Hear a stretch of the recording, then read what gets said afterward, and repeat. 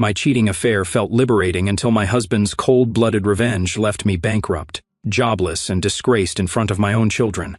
Her chin held high, exuding confidence. Marcy felt no shame about her 6-week affair in Colombia. Why should she? She was successful, desirable, and stifled by life with Rick. Dr. Trey had awakened passions she'd long buried. Their affair was bold and thrilling, until Rick's furious phone call shattered the illusion. Hearing him rage about her brazen adultery startled her, though part of her admired his sudden backbone. As weeks passed, Trey's charm faded. Once he sensed her marital troubles, he became controlling, cruel, and mocking. What once felt freeing became degrading. Yet Marcy refused to admit regret. She endured his taunts out of pride, but the affair ended coldly, with Trey trading seats to avoid her on the flight home. Meanwhile, Penny, a colleague entangled in her own affair, revealed that Rick had threatened to expose her. Josh, Penny's husband, was not a man known for forgiveness. Sure enough, a process server ambushed Penny with divorce papers as soon as they landed on U.S. soil. Marcy feared being served divorce papers but felt relieved when no one approached her. It confirmed what she believed: Rick was too weak to leave. She convinced herself he was home, hurt but still devoted, waiting for her return. After 6 weeks with Trey, she was eager to reassert control, imagining Rick desperate to have her back. Her confidence shattered at the Ambassador Hotel. Expecting Rick's presence, she found an empty lobby. Dismissing a flicker of worry, she strode to the front desk. One by one, her credit cards were declined. A sick feeling crept in. Forcing a smile, she demanded another attempt, but the clerk remained firm. Ignoring the whispers behind her, she stepped aside, certain Rick had an explanation. Marcy's unease deepened when her call to Rick failed. His number was disconnected. Panic flickered. Then a suited man approached, handing her a manila envelope. "Rick wanted you to have this," he said. No mention of legal service, no apology, just the unknown. Tearing it open, she found a typed letter and a smaller sealed envelope. As she read, shock tightened around her. Rick hadn't forgiven her. He had transformed, cold, vengeful, far from the passive man she once dismissed. Her pulse pounded as she absorbed each line, but one phrase stood out. "You apparently justified your actions by concluding I had a whirlwind affair with Dedra in Iraq. I did not. Our single indiscretion never crossed the line into intercourse." He described comforting a traumatized comrade, then compared it to her carefully planned liaison. She remembered the smug justification she'd used whenever guilt threatened to bubble up. She pressed her lips tight, forcing herself to read on. "I know you also had an affair while I was assigned to Korea," the letter continued. "Someone told me about your strange parking routine at the Red Roof Inn. You never admitted it, but you and I both know what really happened." Anger heated Marcy's face. That was old history. Why bring it up now? They'd survived that time. She'd been discreet, or so she'd thought. Yes, it had been thrilling with the anesthesiologist who worked the night shift. Yes, it had ended the moment Rick returned. But it shouldn't matter now. She continued reading. "From your letter, I see you decided we live in a relationship where one spouse unilaterally does whatever they want. No approval needed. I suppose turnabout is fair play." Marcy's pulse raced. Turnabout? Rick was threatening something big. Each subsequent paragraph confirmed it. He'd sold the house, drained bank accounts, quit his phone plan, and was about to vanish on an extended RV trip. She read feverishly, ignoring the curious glances of passers-by. Then she discovered the deeper horror. "I shared the evidence of your extracurricular adventures with HR at the hospital. I have a contract ready for them to sign, guaranteeing they'll terminate you and your dear Dr. Trey to avoid me suing for failing to enforce their morality clause. Monday morning should be quite eventful for you." Marcy's heart lurched. She had once walked those hospital halls with pride, known as a skilled, if blunt, nurse. Losing that job, her identity, would devastate her. But Rick wanted exactly that. "I gave our children copies of your photos and videos with Trey," his letter read. "I told them the truth. I'm leaving for a long trip. They begged me not to cut you off, but I said I'd call you as often as you called me, 0 times. She could almost hear his mocking tone, so unlike the man she once dismissed as weak. Then the final blow: "I'm not divorcing you. If you want out, file for abandonment. I won't contest. I've already taken what I need. The house, the cars, our money, the kids' respect. Enjoy the open relationship you forced on me. Oh, and I left you one last gift, a $500 Visa gift card. That's all the plastic you have left." Her hands trembled. Rage, humiliation, and fear twisted in her gut. She shoved the letter back into the envelope, refusing to acknowledge the pathetic gift. Tears threatened, but her pride held them back. Lifting her chin, breath shaking, she cursed Rick's name. He was the villain. He had ruined everything. Straightening, she marched to the front desk and slid the envelope under her purse. Snapping her fingers, she demanded, "I need a room. My husband left me in a bind, but I can pay cash if necessary." The clerk hesitated. "We accept cash, ma'am, but we require a deposit and valid ID." Her stomach tightened. How much did she even have? Digging through her purse, she found barely $100, far from enough. Gritting her teeth, she tore open Rick's smaller envelope and pulled out the $500 gift card. Forcing a smile, she said, "Try this." If Rick was telling the truth, it would cover a night or two. Tapping her foot, she waited. The card processed. Relieved but seething, she paid for a single night. "Room 1010, Miss Weston," the clerk said. "Enjoy your stay." The clerk was polite, but she sensed condescension. Or was it paranoia? Snatching the key card, she signaled the bellhop and stormed off. Fury burned through her, at Rick, at the humiliation, at how fast her perfect world was crumbling. The bellhop rolled her luggage cart behind her in awkward silence. As she pressed the elevator button, she glanced at her phone, wishing Rick would call so she could lash out, demand an explanation, or at least verbally tear him to shreds. But his number was gone, disconnected. A silent reminder that he'd effectively cut all ties. The elevator door slid open. She stepped in, the bellhop behind her, the letter burning in her purse like a brand of shame. Alone in her hotel room, Marcy paced, trying to make sense of it all. Her suitcase sat by the bed, city lights flickering beyond the tall windows. Yet all she saw was her own reflection, a woman unraveling. She sank onto the bed, remembering the moment she chose Trey. She had been certain Rick would never leave. Trey's confidence, his whispered flattery about her unfulfilled potential, that she was too hot for a dull marriage, had captivated her. She had welcomed his attention, believing Rick was spineless, someone who would wait obediently for her to return no matter what. How arrogant she had been, parading her affair, laughing about feeling liberated from an aging husband. When Rick's furious call came, she had smirked, convinced he'd calm down. He always did. Now she saw how her pride had driven him to act. A flicker of regret surfaced, but anger burned hotter. She needed to fight back. She had no home, no money, but she wasn't some powerless victim. After a fitful night's sleep, Marcy awoke with a renewed sense of purpose. She called the bank, sure it was some mistake. But after explaining who she was, she got a cold corporate reply. "Ma'am, all joint accounts have been closed by Mr. Rick Weston using a valid power of attorney. We cannot divulge further details. We suggest you contact him directly." She hung up, fuming, knuckles white. Next, she called her children, both grown and out of state. She reached her son's voicemail and tried her daughter, who had always been closer to Rick anyway, straight to voicemail. She left a terse message. "I need to speak with you. It's urgent. Call me back." She refused to mention the fiasco in a voicemail, but some part of her suspected Rick had turned them against her.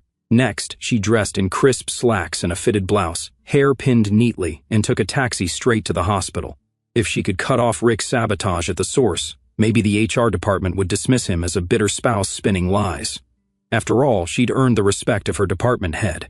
She was known for being an excellent, if outspoken, nurse manager. They needed her skill and experience. Let them try to tarnish her. She'd fight tooth and nail. She arrived just before lunch, ignoring the curious stares of colleagues in the lobby. Word must be spreading. She marched to HR, expecting a quick resolution. A stern-faced woman behind the main desk greeted her. The nameplate read, "Miss Washington, HR Manager." Marcy recognized the name from Rick's letter. Her stomach clenched. "Marcy Weston," Miss Washington said, her eyes flicking up coldly. "I've been expecting you." Her voice was clipped, disapproval coiling in every syllable. Marcy straightened, steeling her posture. "I've come to clear up these ridiculous claims my husband has apparently made. I don't know what he sent, but—" "He sent us explicit photos, Miss Weston," Miss Washington interrupted. "Photos and statements from a private investigator. He also threatened a lawsuit for breach of our morality clause if we continued employing you or Dr. Trey Marshall." Marcy's mouth twitched. "That's outrageous. He's just a scorned husband. There's no real legal footing. And how dare you read private? You signed a code of conduct when you were hired, correct?" Miss Washington's brow arched. She pulled out a folder. "It includes a stipulation that staff in certain roles, especially those representing the hospital's image, are subject to dismissal for public scandals or immorality that could damage the hospital's reputation." She tapped a highlighted line. "We have cause." "This is nonsense," Marcy snapped, though her heart pounded. It wasn't a public scandal, just a personal matter. Miss Washington's voice was icy calm. The email your husband sent was quite thorough. It was circulated to many of your CO workers, doctors, philanthropic partners, and sponsors. The pictures, very explicit. People are talking about it across the hospital corridors and beyond. We've received complaints from staff feeling your behavior is unethical, not to mention from donors, who prefer not to be associated with scandal. Heat rose to Marcy's face. Even in her worst nightmares, she hadn't imagined Rick would go so far as to plaster her humiliations across half the city. So that's it? You'll fire me just like that? Miss Washington pursed her lips. We're still reviewing the matter with legal counsel. I'm not here to debate the morality of your personal life, Miss Weston, but the hospital's board feels it must protect itself from a potential lawsuit and from public outcry. She slid an envelope across the desk. I'm afraid you are suspended without pay until further notice. Marcy stared in shock. She wanted to lash out with the most cutting words she could muster, but a swirl of conflicting emotions tangled her tongue. Instead, she snatched the envelope and turned on her heel. As she strode away, Miss Washington called after her, "Security will escort you to collect personal items from your locker." A guard promptly appeared at her elbow, a towering man whose expression was impassive. She marched ahead, chin high, feeling the staff's eyes on her. Word had spread indeed. Some people stared wide-eyed, while others whispered behind her back.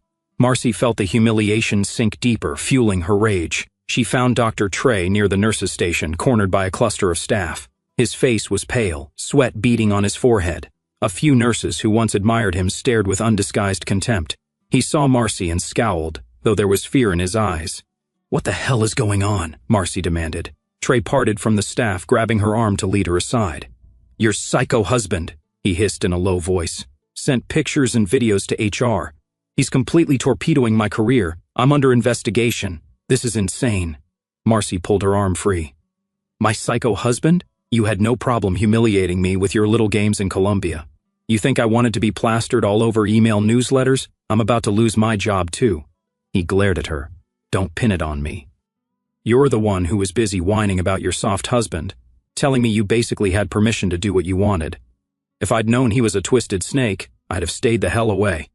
The elevator dinged down the hall. Security approached them. Trey stiffened, yanking the stethoscope from around his neck, stepping back like a cornered animal. "Damn it," he muttered under his breath. "I've been summoned to HR. Might as well be my execution." Marcy's lip curled. She felt no sympathy. She still remembered how he had gloated when Rick first called, mocking Rick's supposed weaknesses and telling her that real men don't whimper. Well, look at him whimpering now. She gave him a cold glare. "Enjoy the open relationship," she spat, echoing Rick's taunt. Then she turned and walked away, leaving Trey to fume in security's wake. Marcy was nearly out the hospital door when a familiar voice spoke from behind. She spun around to see Leslie from next door, the very neighbor with whom Marcy had tried to orchestrate a swinger lifestyle behind Rick's back. Leslie's arms were crossed, her face a study in disappointment. "Well, if it isn't the famous world traveler," Leslie said icily, her eyes flicking up and down Marcy's still stylish outfit. "I assume you've read Rick's letter by now." Marcy's stomach flipped. "What are you doing here?" "Vincent had a checkup," Leslie said. "I thought I'd drop by HR to file some paperwork for a new part-time position I'm taking. And guess what? I see your face all over the building. Artemis." Marcy swallowed, her arrogance colliding with the stinging shame of being recognized in the middle of her downfall. "I'm sure you're having a grand time," she said. "Save your judgment. I hear you and your husband are into swinging, so don't pretend to be righteous."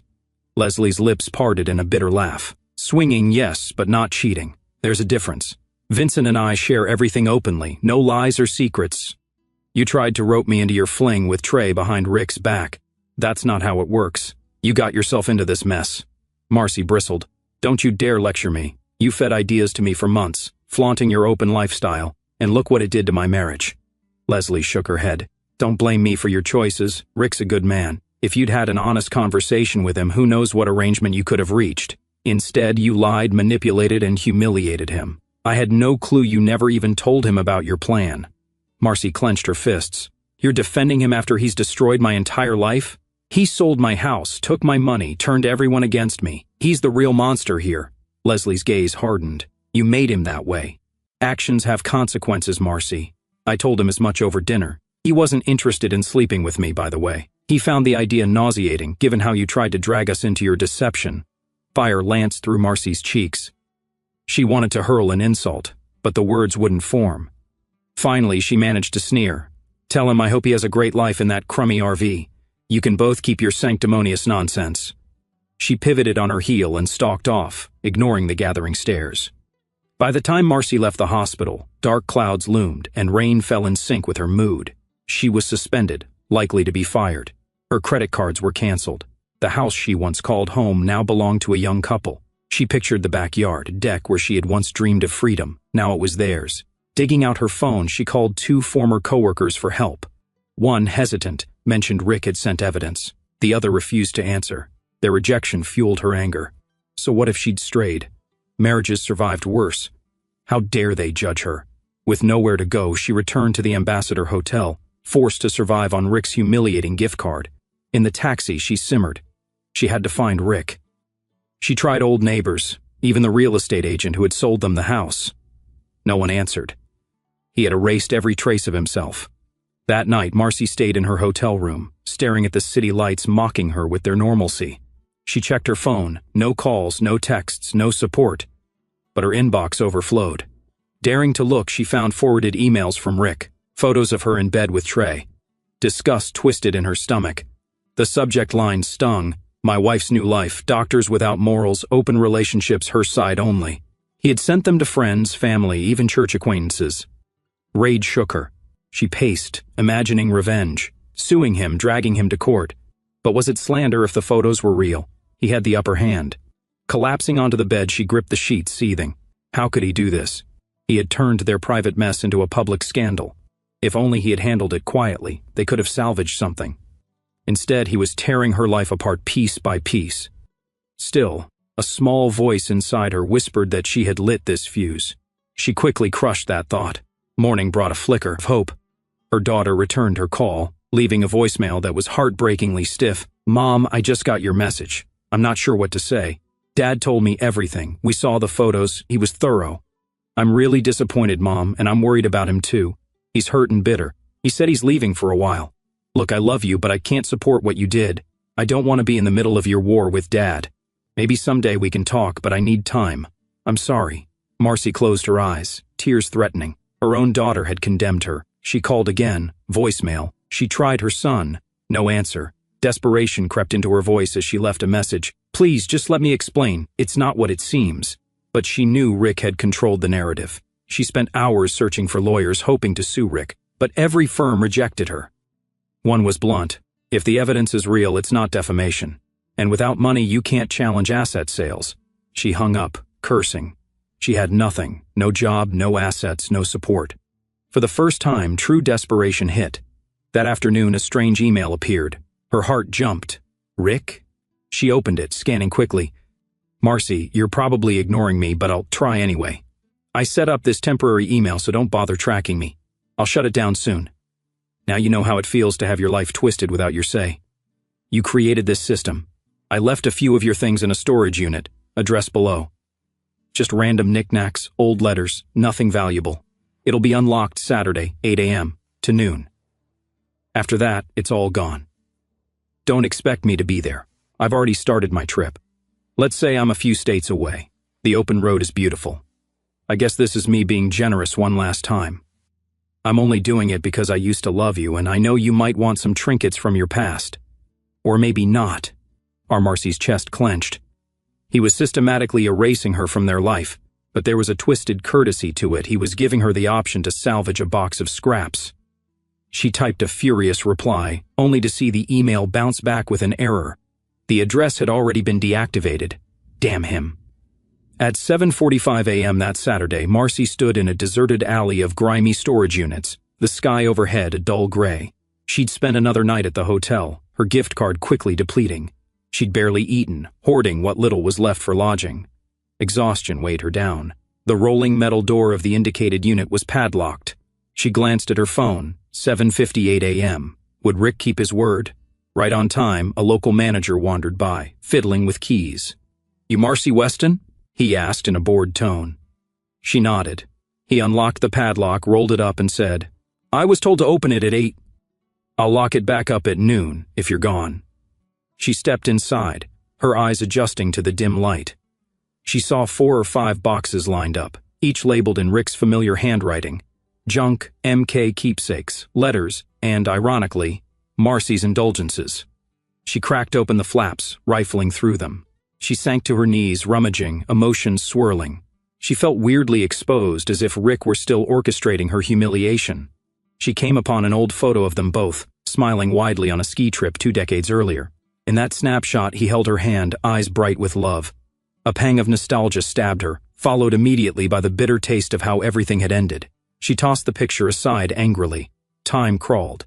She didn't know what she was looking for, maybe some sign that Rick still cared. But every item was simply a relic of a marriage that had once been real. He had curated these boxes to show her exactly what she'd tossed away. By 9:30, she'd sorted the items she truly wanted. Mostly personal mementos, not worth money but brimming with sentimental weight. She considered leaving all the old love letters behind, but some perverse part of her stuffed them into a bag. She didn't want him to be the only one with the full story. She lugged the boxes to the sidewalk, hoping to flag a taxi. She was determined to keep what was left of her identity. Then came a voice from behind. An older woman stepped from a car, her face etched with polite concern. Marcy, I'm Emily Wellman. My husband and I bought your house from Rick. Marcy's breath caught. She remembered Rick's letter. The young couple was named Rod and Emily Wellman. This woman looked older than Marcy had expected, but maybe the stress of a growing family weighed on her. She gave a cautious nod. Yes, I'm Marcy. I'm sorry to surprise you, Emily said. Rick told us about this storage unit. Said we might want to pick up a few leftover things included in the sale. He said we could coordinate with you. Emily paused, looking uncomfortable. I just wanted to say we don't want any trouble. We never expected your home to be sold under these circumstances. Marcy's face contorted in anger. My home? Yes, well, it's done. Congratulations on benefiting from my husband's little revenge spree. Emily's eyes filled with sympathy. I shouldn't pry, but I can see you're going through a lot. If it's any consolation, the sale was legal. I know that's not comforting, but Rick told us you wanted a fresh start. I guess that wasn't entirely true. Marcy almost laughed bitterly. He's an expert at lies now, apparently. I hope you enjoy the hardwood floors and the brand new deck I paid for. Emily shifted awkwardly. If you'd like, we could let you visit sometime, if you have any memories in that house you'd like to. Marcy snapped, tears burning her eyes. I don't need pity. Take the house, decorate it however you like. I don't care anymore. Emily's face fell. She nodded, stepping away. All right. I'm sorry this happened. Truly. She retreated to her car, leaving Marcy standing on the curb with her boxes, shoulders heaving in silent fury. Back in her hotel room, the boxes piled in the corner, Marcy collapsed onto a chair and flipped through the old letters from Rick. One particular note caught her eye, an unsigned draft she had written after they'd had a terrible argument years ago, an argument about trust and loyalty when she suspected him of some fling in the Middle East. In it, she'd poured out her frustrations, her distrust, her simmering resentment. Rick, if you ever break my trust, I'll make you regret it. I'm not a woman who takes betrayal lightly. I will destroy the illusions that bind us. She let the paper fall from her hand. The arrogance in that draft stung her even now. She had never considered that she would be the betrayer. She'd never believed that mild, obliging Rick would be the one to deliver total devastation. The day arrived when she couldn't renew her stay at the Ambassador. The front desk informed her that her gift card was nearly empty. She had no cash for an extended stay. She realized she'd have to move to a cheaper motel or find a friend to stay with. But she had no real friends left. Pride wed with desperation, but desperation won. She ended up at a dingy motel on the outskirts of the city, the sort of place that rented by the week, stale air, peeling wallpaper, flickering fluorescent lights. She stared at her reflection in the cracked mirror and hardly recognized herself. Dark shadows rimmed her eyes. Her once pristine hair had lost its salon sheen, and her clothes were the same business slacks from days ago. She sank onto a sagging mattress. A roach scuttled across the nightstand, and she shut her eyes in disgust. How had it come to this? Her phone rang. She snatched it up, heart pounding. Was it Rick? But no, a withheld number. She hesitated, then answered. Hello? A smug voice came through. Dr. Trey. You win, Marcy. They fired me, effectively blacklisted me in half the region's hospitals. My wife left me too. So thanks for that. She laughed bitterly. I win? Look at me, sitting in a roach motel. Rick took everything and lit my life on fire. Well, that's what you get. For hooking up with a jerk like me, I guess. Trey said, spitting the words. You're no saint yourself. Next time, pick a fling that won't lead your spouse to waging nuclear war on everyone's careers. She wanted to scream at him, but found only emptiness.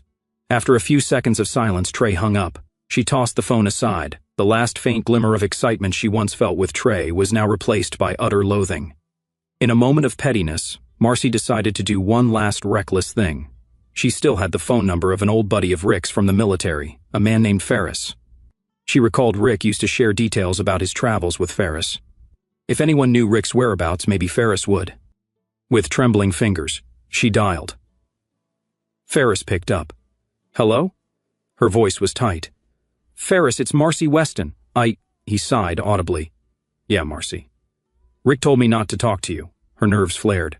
Don't you dare hang up. I know Rick is feeding you lies. Tell me where he is or... I'm sorry, I can't help you, Ferris said firmly. Rick's been through enough. You want to fix your mess, do it yourself. He asked for space. I'm giving it to him. And then he clicked off. Fury whipped through her. She hurled the phone onto the bed. No one would help her locate Rick. The entire world was shielding him, enabling him to roam free while she was left to rot. A week crawled by, then 2. Her suspension from the hospital became an official termination. A letter arrived at the motel. Your position is hereby terminated for cause per the Code of Conduct violation, effective immediately. Word of her scandal spread across the local healthcare network. She found no open doors. Meanwhile, the money from Rick's humiliating gift card was gone. She was forced to pawn her remaining jewelry for a fraction of its worth. She had always prided herself on being in control, but now she was losing that final pretense. At night she sat in the dingy motel room, rereading Rick's typed letter that started it all. I'm not divorcing you. I don't care about divorces, and I don't plan to remarry. I've gotten everything I need. If you want out, you do the filing. I'll be on the open road enjoying my freedom, just once if you don't mind. The sheer cruelty of it stabbed at her each time. He had flipped her own words back on her. Just once, if you don't mind, referencing how she'd casually told him about her fling, as if it was no big deal. She realized with a shiver that his revenge was not only material but psychological, a slow, crushing destruction. She recalled how she had told him once upon a time that she wanted independence and excitement. He had responded by giving her isolation and despair. With nowhere else to turn, Marcy eventually mustered the cold determination to contact an attorney about divorcing Rick for abandonment. Maybe it was the only path left to reclaim a shred of dignity. She wanted some legal clarity. Maybe she could accuse him of misusing the power of attorney. The attorney told her the fight would be uphill. Rick had executed documents impeccably, had disclaimers for everything, and had recorded every real estate transfer with precise signatures. The money was gone, likely in untraceable accounts. Rick's letter indicated he'd used her own signature from the original power of attorney, which she had voluntarily signed. The attorney spelled it out plainly. You can sue, but you'll need a war chest. The outcome isn't guaranteed. Marcy stared hollowly at the legal estimates. She didn't have the funds. So it all looped back to Rick's final mocking invitation. She could file for divorce, or remain married in name only. A woman with no husband, no assets, and no hope. She left the office feeling numb. Her illusions of fighting Rick in court had collapsed under the weight of practical reality. She drove the battered used car she'd managed to purchase with pawn shop money back to the motel. The sky hung low, heavy with rain, dark clouds pressing in like an omen of endless gloom. She sat behind the wheel, engine ticking in the silence. For an instant she let tears slip free, unstoppable. She, who once strutted with unshakable confidence, was now crying in a motel parking lot, the stench of stale cigarettes drifting through a cracked window. When at last she forced herself to move, she unlocked her motel door and staggered inside, tossing her bag onto the rickety table. She eyed the boxes from the storage unit, which she had stacked in the corner. Wrinkled love letters spilled from the top, mocking her. She hammered her fist against the table, fury blazing. "Rick Weston," she hissed through clenched teeth. "You vile bastard." Yet even as her voice trembled, she heard in her mind an echo of that phone call he'd made weeks ago, his tone raw, betrayed, hurt. Perhaps, in some twisted sense, she had molded him into this. She had crushed his pride, flaunted her affair, and left him feeling worthless. And the gentle man had retaliated by becoming something monstrous, overshadowing her arrogance with an even more ruthless brand of vengeance. In one last grim gesture, she opened her phone's photo gallery. A shot from her earliest affair, the Red Roof Inn rendezvous, caught her eye. She stared at the younger version of herself, smirking, standing next to some nameless fling. She tapped delete, as though erasing that memory might lighten the burden. But it didn't. Her phone still housed countless images from her life, images Rick had already stolen and weaponized in a public forum. He had won. That knowledge felt like shards of glass in her veins. She was left with the meager possessions from the storage unit, a tarnished reputation, and no safety net. The unstoppable avalanche of Rick's revenge had buried her. Night fell once more, the city outside nothing but a haze of neon signs and distant headlights. Marcy huddled on the bed, hugging her knees, letting herself taste the raw bitterness of her downfall. Perhaps if she had been kinder, if she had not flaunted her arrogance, if she had asked for an open marriage, honestly, things might have turned out differently. Perhaps if she had not shrugged off Rick's angry calls, he would never have gone to such extremes. She loathed him, but some part of her recognized that the seeds of his hatred had been planted by her own hand. So ended Marcy Weston's illusions of invincibility. She was left with the echoes of her own triumphant laughter in Trey's hotel bed, now replaced by the quiet drip of a leaky faucet in a cheap motel. In that tiny space reeking of old cigarettes, she finally faced the brutal truth. Her arrogance had unleashed Rick's vengeance, and he, to her surprise, had proven he could be an even darker villain than she could ever imagine. With a last harsh laugh caught in her throat, Marcy stared into the darkness, haunted by her own reflections, realizing too late that one act of reckless betrayal can trigger a storm of consequences from which there is no escape.